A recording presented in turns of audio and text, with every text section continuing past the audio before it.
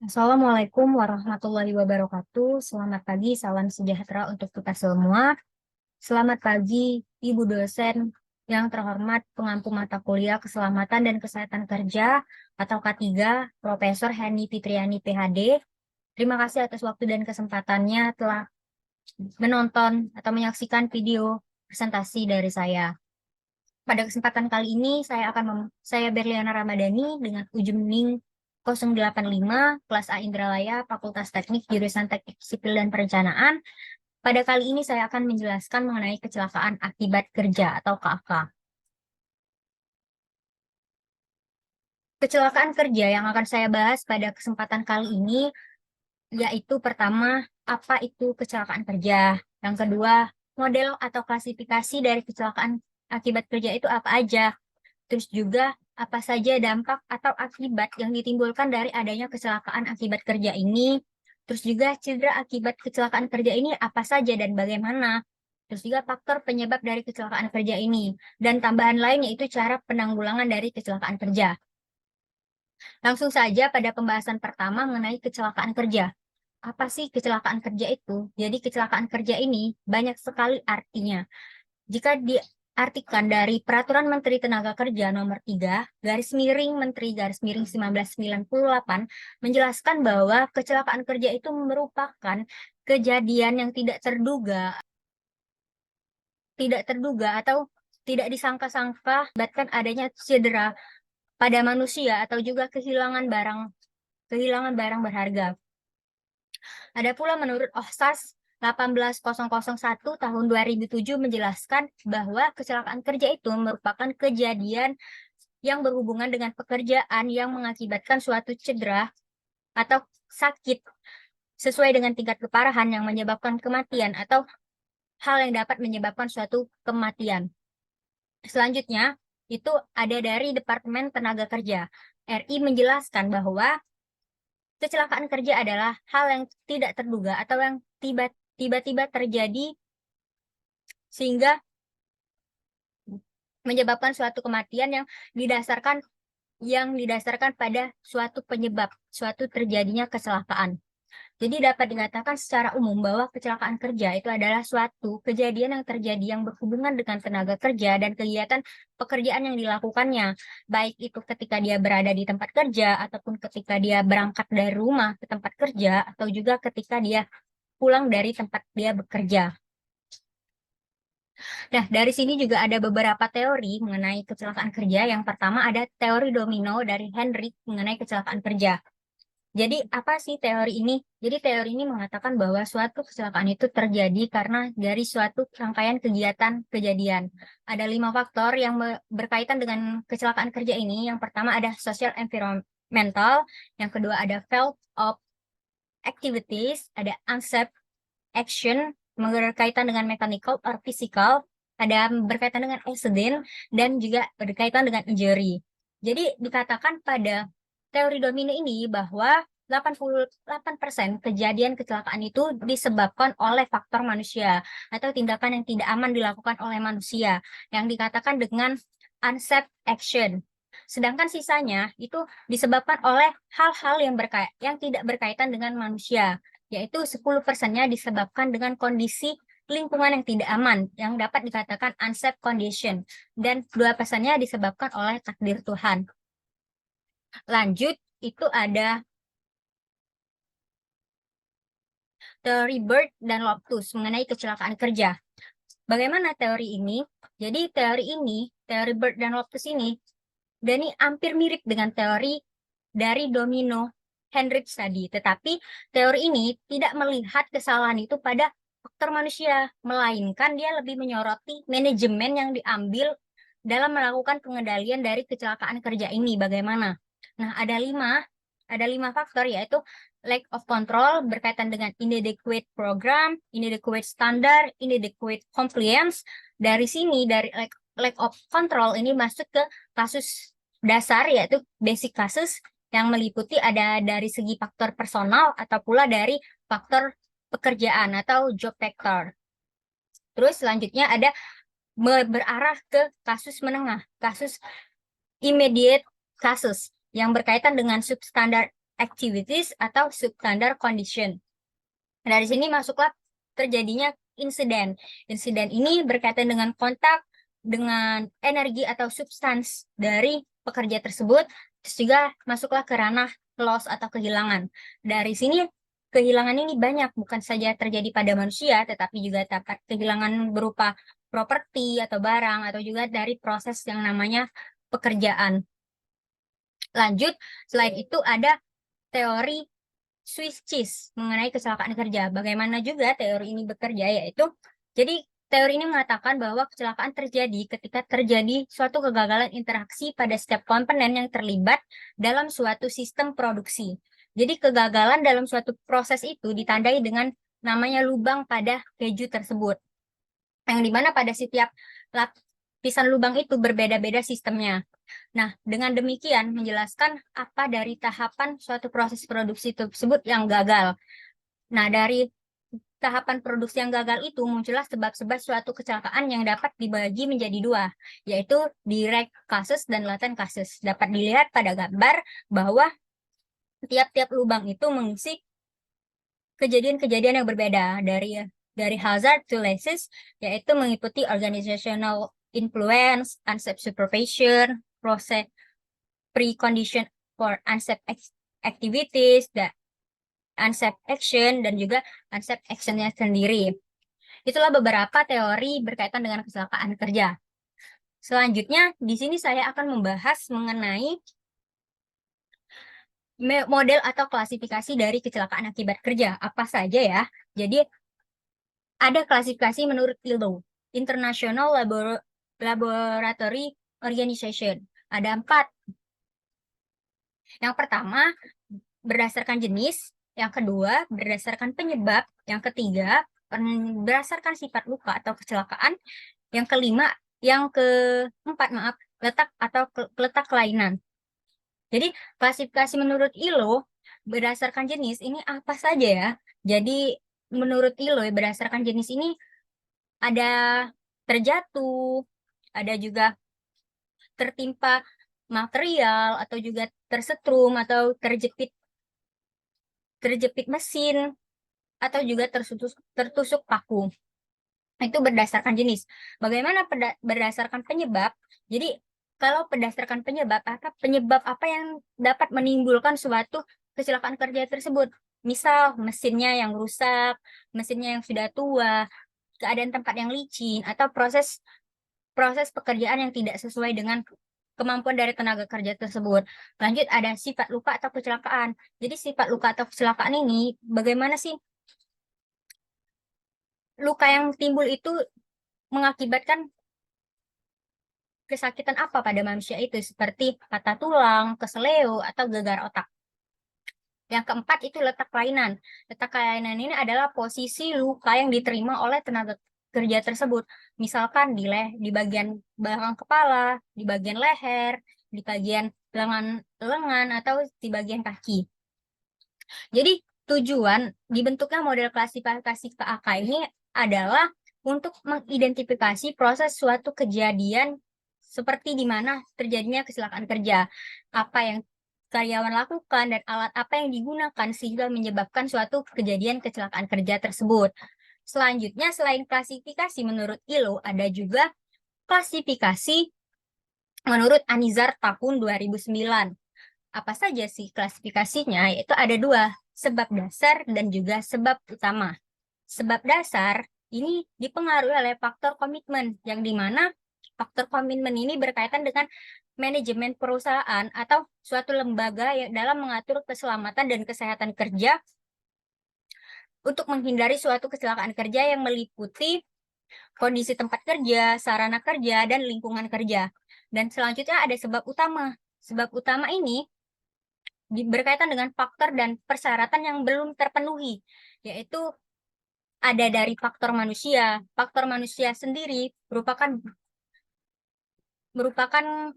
unsafe action, yang dimana itu tindakan yang tidak aman, yang dapat dipengaruhi oleh tindakan yang diambil manusia itu tidak sesuai dengan peraturan. Misal tidak menggunakan alat APD yang lengkap, terus juga kurangnya pengetahuan, terus juga kurangnya pengalaman, dan juga rendahnya tingkat pendidikan, faktor manusia.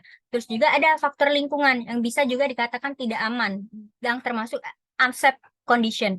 Yang dimana faktor lingkungan ini bisa berupa lingkungan tempat yang tidak baik untuk tenaga kerja tersebut, atau proses dari pekerjaan itu tidak sesuai, atau sistem dari pekerjaan itu tidak sesuai dengan tenaga kerja tersebut, sehingga menimbulkan suatu ketidakcocokan antara tenaga kerja dan lingkungan tersebut. Selanjutnya itu ada interaksi dan sarana kerja. Interaksi dan sarana kerja ini harus saling terhubung. Apabila interaksi dan sarana kerja ini tidak berjalan dengan baik, maka ini akan mengakibatkan besar terjadinya dampak dari kecelakaan kerja. Itu menurut klasifikasi dari Anizar tahun 2009. Nah, inilah contoh bentuk-bentuk dari kecelakaan kerja. Misal nih, ada tukang kerja tuh dari ketinggian, orang tersengat listrik, tersetrum, atau tertusuk besi pada kolom, tertusuk besi rabar. Nah, ini contoh dari bentuk kecelakaan kerja yang berkaitan dengan jenis, ya kan? Selanjutnya, ada lagi contoh bentuk lain dari kecelakaan kerja. Misal terjepit mesin dan tergilas mesin. Ini bisa terjadi akibat berdasarkan penyebab terjadinya kecelakaan kerja. Misal mesinnya yang sudah tua atau kurangnya berkehati-hatian dari tenaga kerja tersebut. Atau juga contoh bentuk lain, ada patah tulang, luka bakar, dan luka sayatan. Nah, patah tulang sendiri dapat dikategorikan sebagai apa? Kecelakaan kerja ya dalam bentuk sifat sifat kecelakaan atau sifat luka, ya, seperti patah tulang yang sudah saya jelaskan lagi, atau juga posisi luka atau posisi kelainan pada tubuh yang akibat kecelakaan tadi, yaitu seperti terbakar atau juga luka tersayat. Itulah contoh dari bentuk kecelakaan kerja. Nah, selanjutnya ini sudah kita mengetahui jenis atau klasifikasi dari kecelakaan kerja, ini kita harus mengetahui juga dampak yang ditimbulkan dari kecelakaan kerja ini apa saja. Jadi, dampak dari kecelakaan kerja ini ada dua, dampak langsung dan tidak langsung. Bagaimana dengan dampak langsung? Jadi, dampak langsung ini adalah dampak yang langsung dirasakan oleh pekerja yang akibatkan oleh kecelakaan kerja, seperti meninggal dunia atau cacat permanen, sehingga dia ini tidak bisa memenuhi kebutuhan hidup lagi sebagai mencari nafkah, atau pula tidak dapat memberikan kasih sayang lagi kepada keluarga. Atau pula tidak langsung, ini dapat berpengaruh pada dampak psikologi dan psikososial yang dialami oleh pekerja, seperti ketakutan dan kegelisahan, atau pula trauma terhadap pekerjaan yang dilakukan sebelumnya.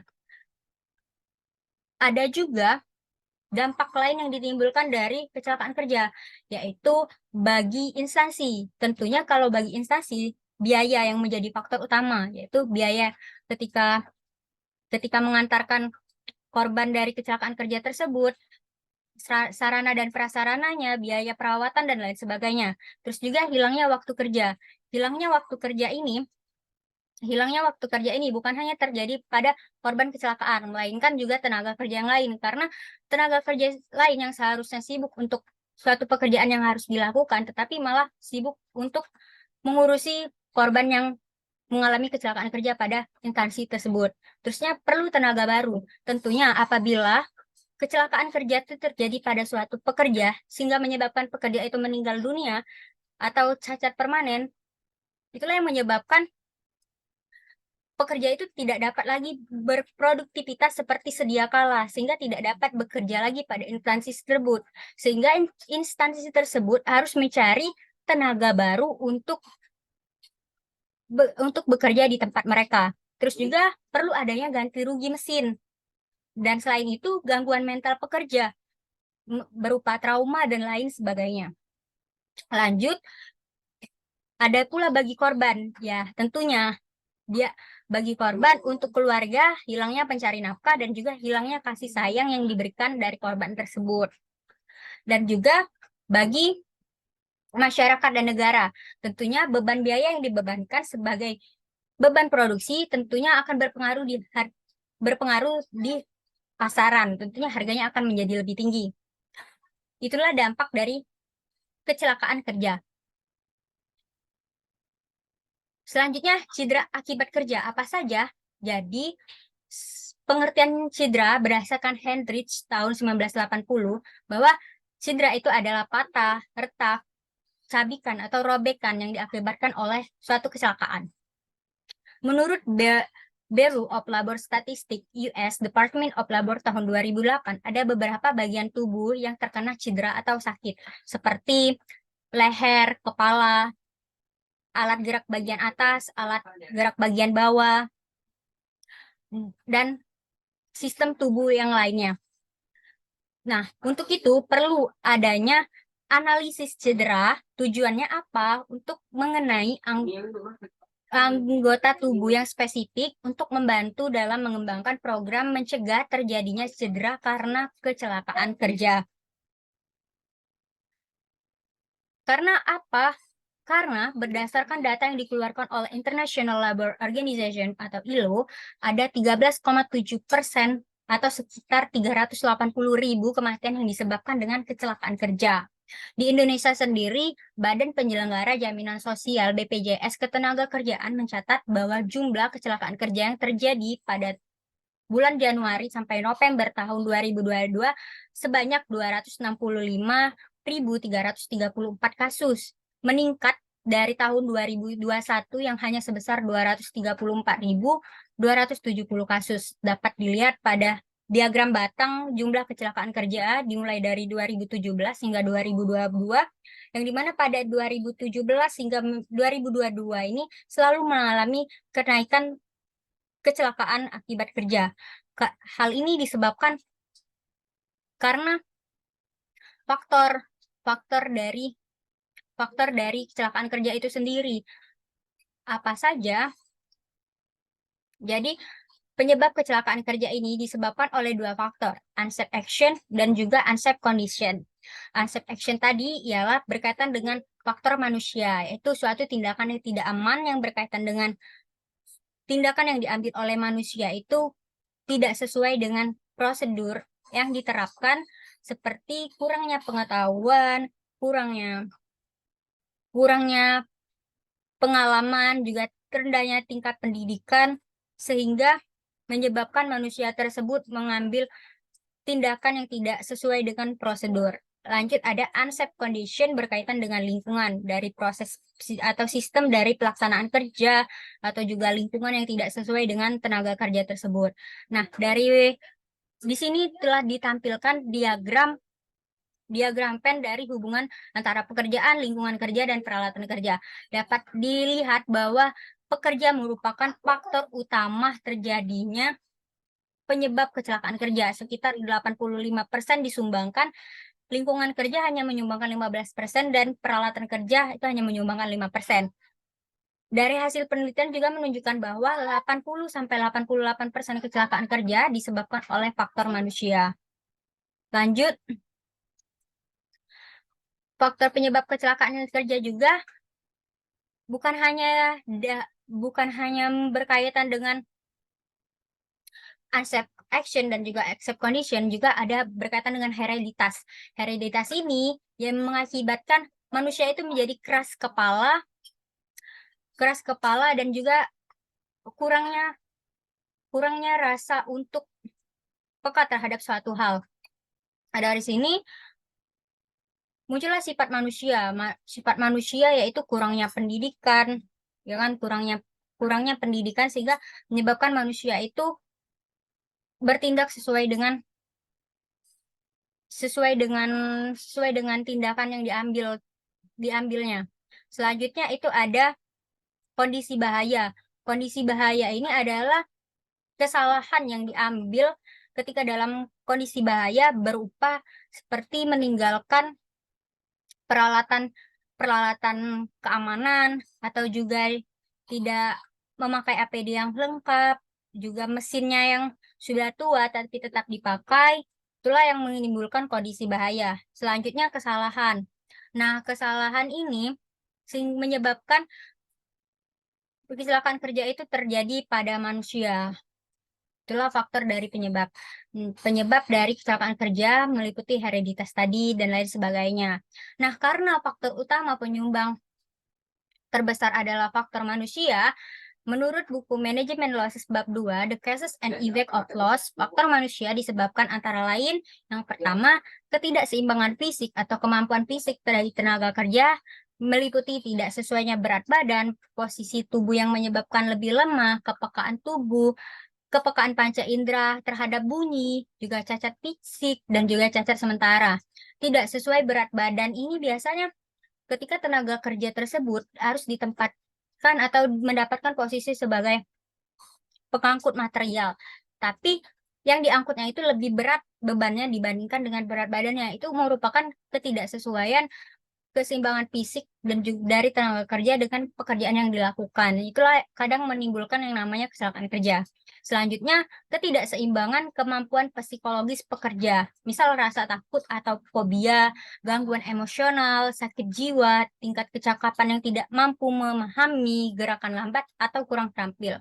Rasa takut atau fobia, misal suatu tenaga kerja memiliki fobia takut ketinggian, tetapi di pekerjaannya itu dituntut untuk bekerja di bagian ketinggian, misal di lantai 5 atau bagian membangun jembatan.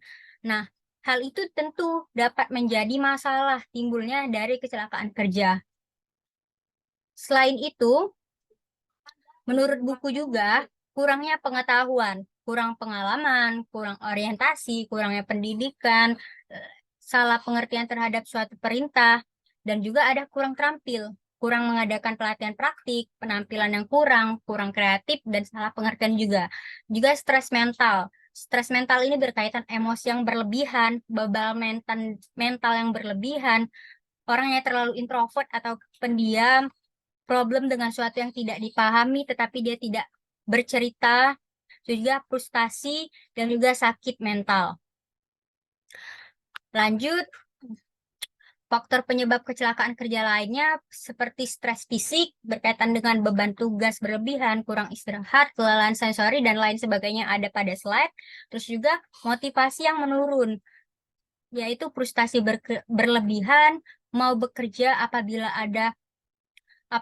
ada pujian atau ada rewards, ya kan? Tidak ada umpan balik, tidak mendapatkan insentif produksi, tidak dapat pujian dari hasil kerja, dan terlalu tertekan. Nah, itulah faktor penyebab dari kecelakaan kerja. Selanjutnya, dari hal ini, tentunya kita harus tahu dong penanggulangan dari kecelakaan kerja ini bagaimana. Yang solusi pertama ada FMEA. Apa sih FMEA? Jadi FMEA itu adalah Failure Mode and Effect Analysis, yang dimana suatu prosedur terstruktur merupakan proses sistematis yang digunakan untuk mengidentifikasi potensi terjadinya kecelakaan kerja. Tujuannya yaitu untuk mencegah kecelakaan kerja akibat masalah keamanan dan kecelakaan dari insiden yang terjadi. Ada pula urutan dari FMEA ini yang pertama fungsi proses. Dari fungsi proses ini kita menganalisis suatu kegagalan akan terjadi. Lanjut dari mode kegagalan, kemampuan kecacatan yang terjadi akibat kegagalan, lanjut efek potensi, efek yang ditimbulkan dari kegagalan sehingga mengakibatkan tingkat keparahan. Tingkat keparahan ini adalah proses penilaian suatu efek yang terjadi akibat dari suatu kegagalan. Lanjut, penyebab potensial adalah penyebab yang terjadi penilaian dari efek yang terjadi akibat kegagalan. Selanjutnya ada keterjadian adalah penilaian efek yang dinilai dari faktor dikalikan dengan faktor lainnya. Selanjutnya ada deteksi, juga penilaian nomor prioritas resiko. Dari sini muncullah tindakan yang harus direkomendasikan. Dari nomor prioritas resiko, selanjutnya kita tahu resiko tersebut dalam keadaan bahaya atau tidak. Dari situ kita dapat melakukan tindakan apa yang harus kita lakukan. Selanjutnya ada juga penanggulangan berupa occurrence. Jadi occurrence ini adalah frekuensi atau probabilitas terjadinya kegagalan. Pada tabel dapat dilihat ada rating, probability occurrence atau rata-rata nilainya. Dapat dilihat ya pada tabel selanjutnya itu ada detection dan juga severity. Detection adalah penilaian kemampuan program verifikasi desain yang diusulkan untuk mengidentifikasi potensi kelemahan sebelum bagian atau perakitan dilepaskan ke produksi. Ada juga severity. Severity ini adalah peringkat sesuai dengan keseriusan efek mode kegagalan pada tahap tingkat berikutnya, sistem atau pengguna. Lanjut ada resiko. Resiko ini adalah kombinasi kemungkinan terjadinya kejadian yang berbahaya. Ada manajemen resiko. Manajemen resiko ini adalah suatu upaya dalam keselamatan dan kesehatan kerja yang diambil untuk mencegah terjadinya kecelakaan kerja. Nah, manajemen resiko ini terbagi menjadi identifikasi masalah, penilaian resiko, dan juga pengendalian resiko. Identifikasi masalah berkaitan dengan teknik pasif, teknik semi proaktif, dan metode proaktif. Ada juga penilaian resiko yang berkaitan dengan analisis resiko, severity, evaluasi resiko. Nah, untuk pengendalian resiko ini, prinsip dasar pengendaliannya ada dua, yaitu hazard dan juga kontrol. Kalau hazard sendiri berarti mengidentifikasi dan menganalisis potensi bahaya, sedangkan kontrol adalah tindakan dan pengendalian bahaya, yang dimana pengendalian resiko atau mengenai resiko ini akan dibahas pada materi selanjutnya mengenai analisis resiko. Mungkin sekian dari yang dapat saya sampaikan mengenai kecelakaan kerja.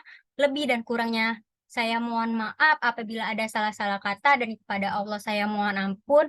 Wabillahi taufiq wal hidayah. Wassalamualaikum warahmatullahi wabarakatuh. Terima kasih.